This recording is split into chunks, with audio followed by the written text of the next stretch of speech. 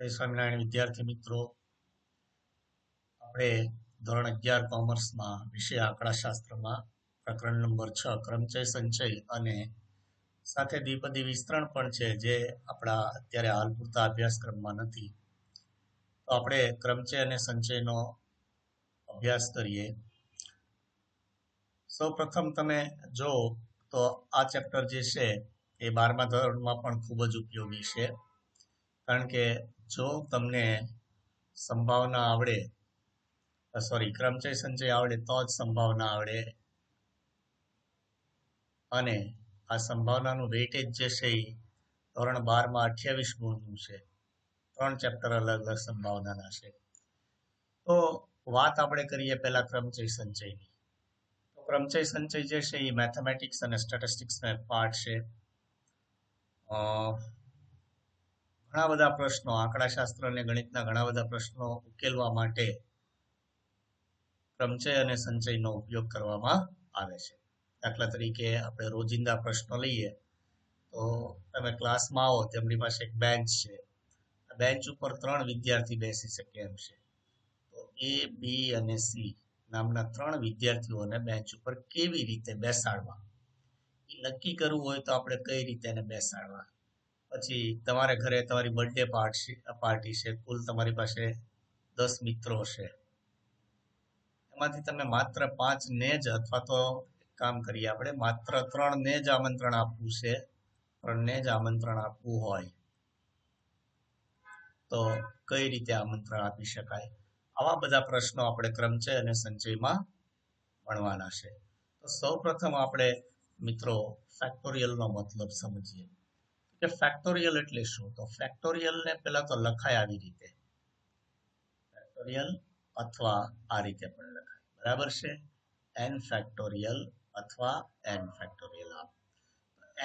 Generally આપણે આ સાઇનનો use કરશું. n ફેક્ટોરિયલ એટલે આવી રીતે સ્ટાર્ટ કરવાનું, 1 ગુણ્યા 2 ગુણ્યા 3 ગુણ્યા એ રીતે n પદ સુધી ચાલે તેને આપણે n ફેક્ટોરિયલ કહેવાય. n ક્રમ ગુણિત પણ કહી શકીએ.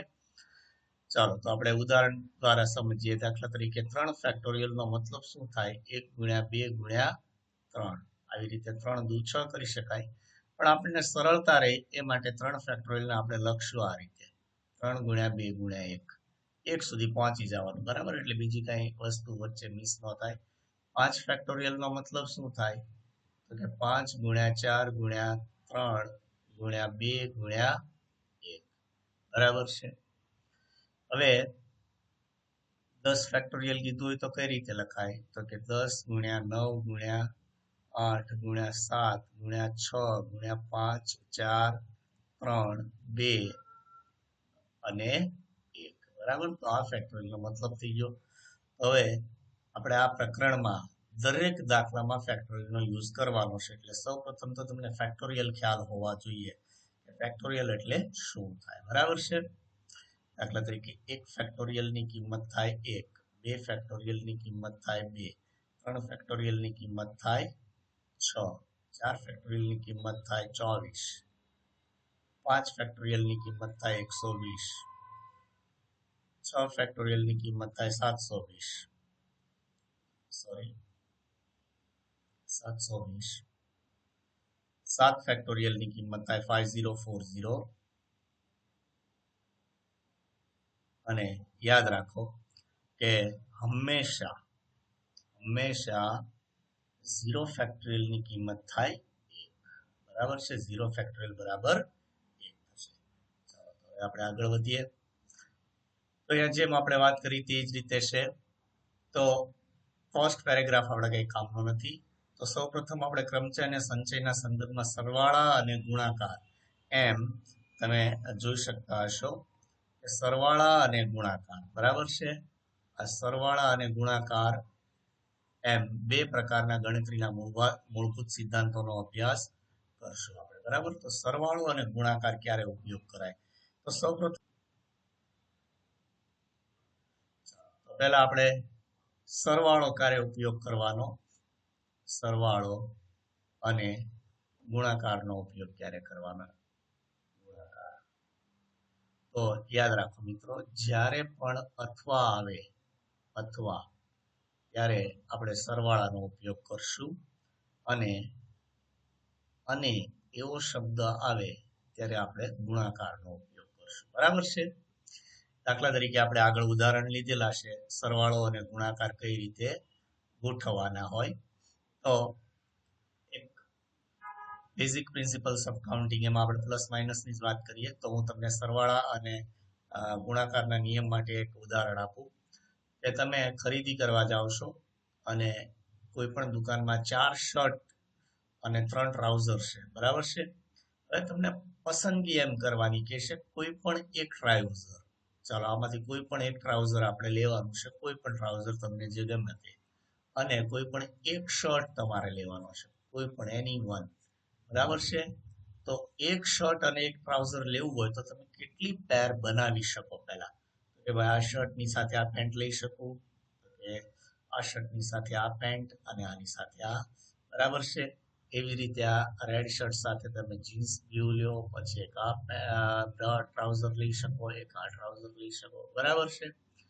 પછી વ્હાઈટ શર્ટ સાથે પણ તમે આવી રીતે પેર બનાવી શકો અને એવી જ રીતે તમે આ બ્લુ શર્ટ સાથે પણ પેર બનાવી શકો. બરાબર છે? તો તમે જોઈ શકો કે આપણે કેટલી બધી પેર બની શકે છે. એક શર્ટ સાથે 3 પેર બને. તો આપણે એને પ્રેક્ટિકલી સમજીએ આવી રીતે. તો કુલ કેટલી પેર થઈ? તો કે 4 + 4 + 4, 4 તેરી 12. બરાબર છે? એટલે કુલ 12 આપણે 12 પેર્સ આપણે બનાવી શકીએ. બરાબર? પ્રેક્ટિકલી પણ ગોઠવી શકીએ, પણ માની લો કે 10 ટ્રાઉઝર હોય અને 15 શર્ટ હોય તો એને પ્રેક્ટિકલી ગોઠવવું આપણા માટે પોસિબલ નથી. It is quite impossible. અહીંયા 12 પેર્સ કઈ રીતે બને આપણે હવે નિયમ પ્રમાણે શીખીએ. કે આપણી પાસે ટ્રાઉઝર્સ કેટલા હતા? તો કે we have total 3 trousers and how many shirts? There are total 4 shirts. અને ક્વેશ્ચન તમે રીડ કરો તો શું હતું આપણે ફરીથી જોઈએ. અને કોઈ પણ એક ટ્રાઉઝર અને એક શર્ટ પસંદ કરો તો અને શબ્દ આવે, અને માટે આપણે શું કરવાનું છે? તો કે આને બરાબર ગુણાકાર.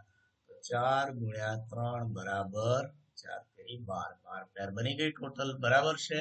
તો આવી રીતે આપણે પેર બનાવી શકીએ. હવે આગળ આવી રીતે છે, 4 શર્ટ 3 ટ્રાઉઝર આપણે જે હતું એ રીતે.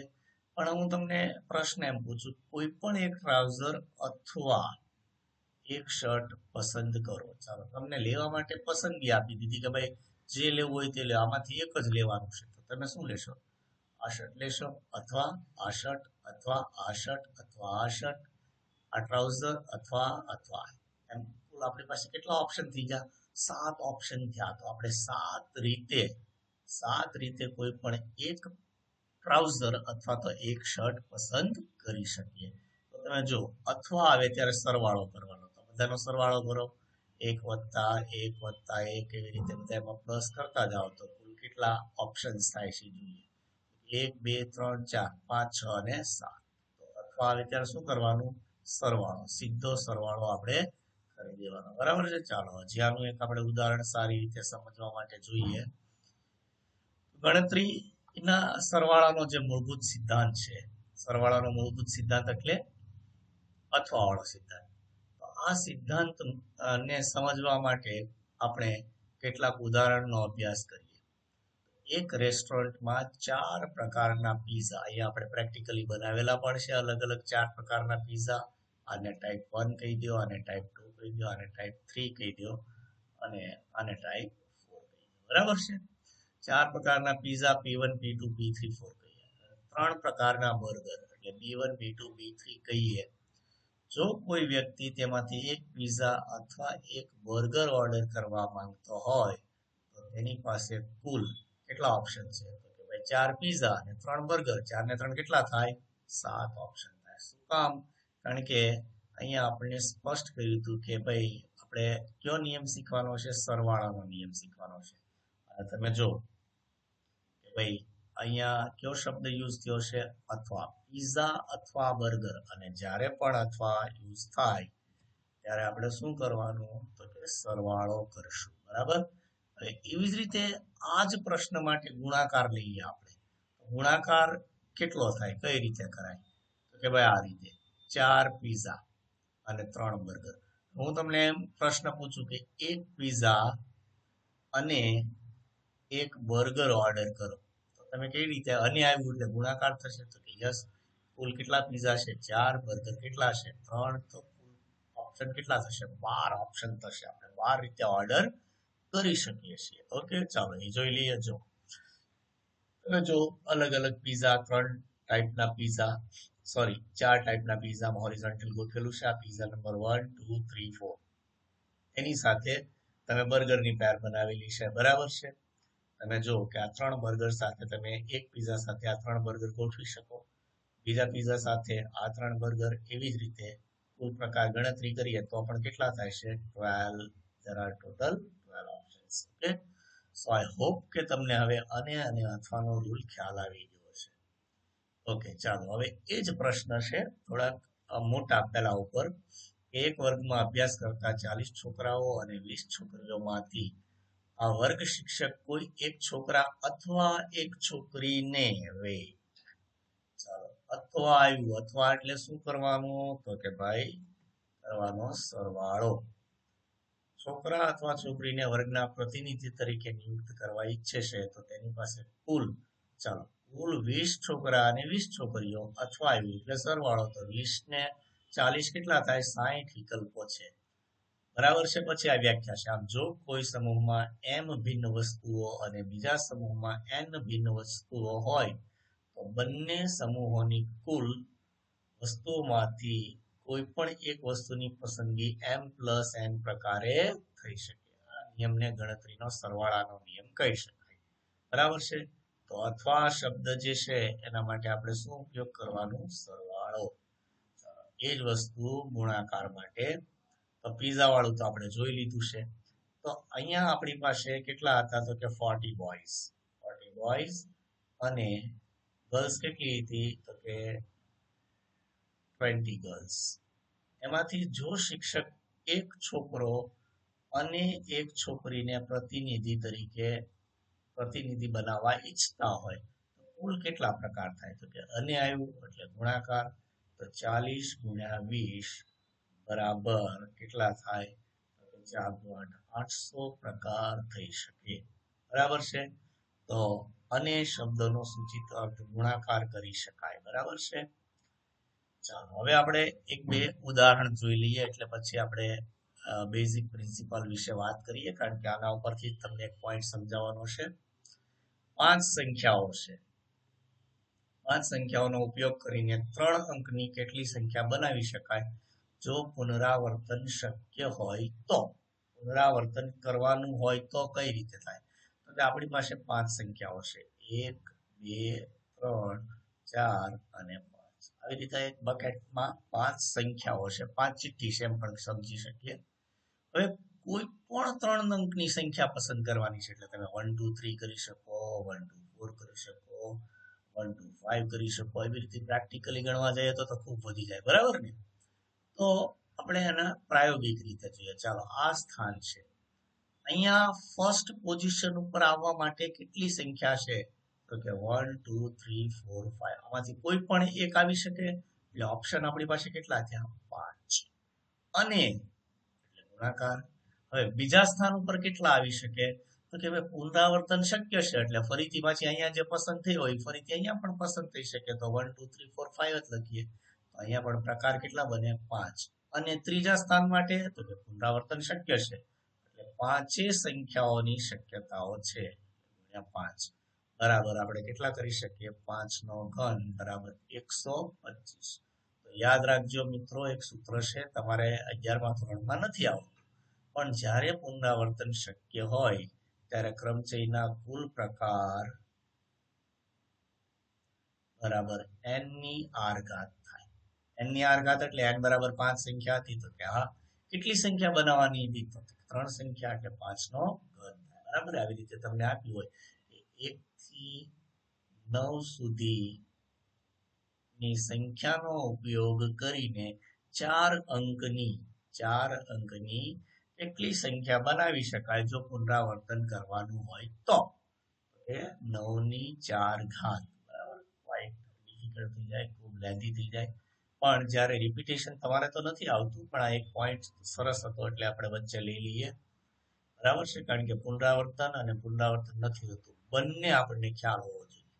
હવે ચાલો, પુનરાવર્તન શક્ય ન હોય તો આગળ શું હતું? શક્ય હોય તો. યસ, શક્ય ન હોય તો એટલે હવે પોસિબલ નથી તો શું કરવું? તો કે 1 2 3 4 5 આપણી પાસે 5 સંખ્યાઓ છે.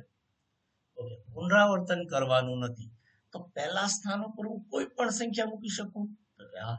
ઓપ્શન કેટલા છે? 5 ઓપ્શન છે મારી પાસે. અને બીજા સ્થાન ઉપર કેટલા મૂકી શકું? માની લો કે આમાંથી કોઈ પણ એક સંખ્યા જતી રહે, માની લો 1 જતો રહ્યો. હવે કેટલી સંખ્યા વધી? તો કે 4.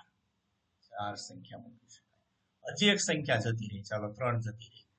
તો નેક્સ્ટ પ્લેસ ઉપર કેટલી સંખ્યા વધી? 3 સંખ્યા વધી. બરાબર છે, તો 4 5 20 23 60 સંખ્યાઓ તમે બનાવી શકો 1 2 5 નો ઉપયોગ કરીને. તો પુનરાવર્તન શક્ય હોય ત્યારે દરેક બ્લોકમાં એક જ નંબર આવે. પુનરાવર્તન શક્ય ન હોય તો દરેક બ્લોકમાં એક એક એક એક ઘટાડતું જવાનું. દાખલા તરીકે આપણું આગળનું જ રિઝલ્ટ લઈએ. એક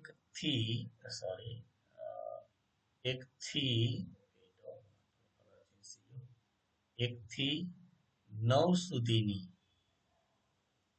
સંખ્યામાંથી 5 અંકની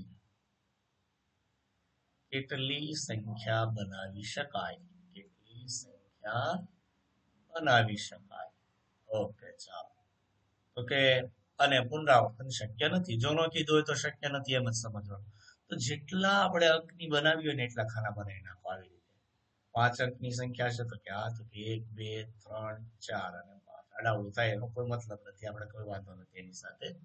ચાલો, હવે પહેલા સ્થાન માટે આપણી પાસે કેટલા ઓપ્શન છે? તો કે આપણી પાસે તો 1 થી શરૂ કરીને 9 સુધી છે. તો 9 માંથી કોઈ પણ આંકડો ઉપર આવી શકે? તો કે હા. બીજા ક્રમ ઉપર એક અંક એલોટ થઈ ગયો, કોઈ પણ એક. હવે કેટલા વધ્યા? 8, પછી 7, પછી 6 અને 5. બધાનો ગુણાકાર આપણો જવાબ થશે. બરાબર છે, તો ગોઠવણીના પ્રકાર તમને ખ્યાલ આવી ગયા હશે. તો આપણે 5 વસ્તુમાંથી 3 વસ્તુ ગોઠવી, 5 અંકમાંથી 3 અંક ગોઠવ્યા. પણ જો n વસ્તુઓ હોય અને તેમાંથી r સંખ્યા બનાવવી હોય તો કઈ રીતે બનાવાય એ ખાસ ધ્યાન રાખો છો. તો આપણે આ પહેલું સ્થાન છે માની લઈએ, પહેલું સ્થાન છે, બીજું, આ ત્રીજું, આ ચોથું, પાંચમું, આવી રીતે આગળ હાલ્યા જ કરવાનું છે ને, બરાબર ને? તો પહેલા સ્થાન ઉપર મારી પાસે કુલ કેટલી સંખ્યા છે? હું પ્લેસ લખી નાખું. ચાલો, first place, second place, third place, third, fourth, fifth, sixth, પછી અહીંયા ડેશ રાખીએ. આ કયું સ્થાન છે? nth. બરાબર, સમજો અહીંયા તમને આપેલું જ છે બધી વસ્તુઓ. તો પહેલા સ્થાન માટે આપણી પાસે ઓપ્શન કેટલા છે? તો કે ભાઈ n ઓપ્શન છે. બરાબર છે. બીજા સ્થાન માટે કેટલા ઓપ્શન છે? તો કે n-1 ઓપ્શન છે. ઓકે, ત્રીજા સ્થાન માટે n-2. બરાબર છે. તો કે n માંથી 1 બાદ કરો, n માંથી 2 બાદ કરો, પછી n-3, n-4, n-5. હવે છેલ્લું કયું આવે? કે આની ગણતરી પ્રમાણે n-r આવે. ના, આ ખોટું છે. શું કામ ખોટું છે? ચાલો આપણે સમજીએ. તો આ રીતે ખોટું પડે. ચાલો, n ને હું આમ લખી શકું, n પ્લસ 1-1. તો n 1 - 1 એટલે 0 થઈ ગયું, એટલે n જ વધશે. અહીંયા હું આમ લખી શકું n પ્લસ 2-1. 2 - 1 એટલે 1 આવી ગયું. તો કે હા, સોરી, અહીંયા બધી જગ્યાએ n માઇનસ આવશે. n માઇનસ n, બરાબર છે. અથવા પ્લસ લખવું હોય તો 1 - 2 લખાય, એનો કોઈ ઇશ્યુ નથી. ચલો, અહીંયા કઈ આવશે? n-3-1 એટલે સેકન્ડ આવી. અહીંયા કઈ આવે? તો n-4-1. બરાબર છે. તો આવી રીતે આપણે ચલાવ્યા જ કરીએ તો આપણે તો આરમી સંખ્યા મેળવવાની છે. જો ત્રીજી સંખ્યા મેળવવાની હોય તો શું થાય? 4-1. બીજી સંખ્યા મેળવવાની હોય તો 3-1.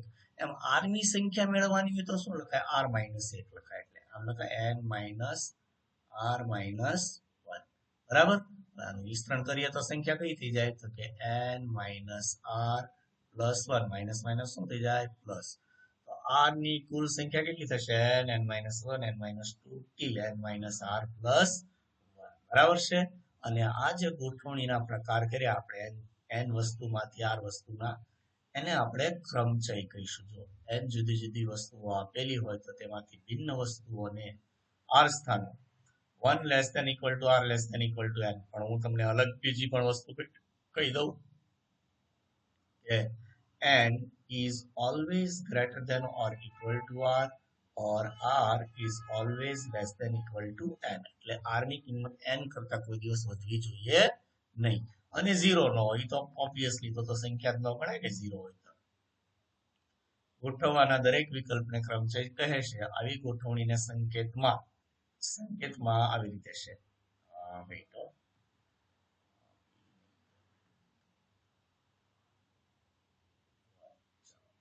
NPR અથવા આમ પણ લખે NPR ઉપર લખેલું જ છે પણ સ્પષ્ટ તમને લખવું એટલે. અને NP n, r સોરી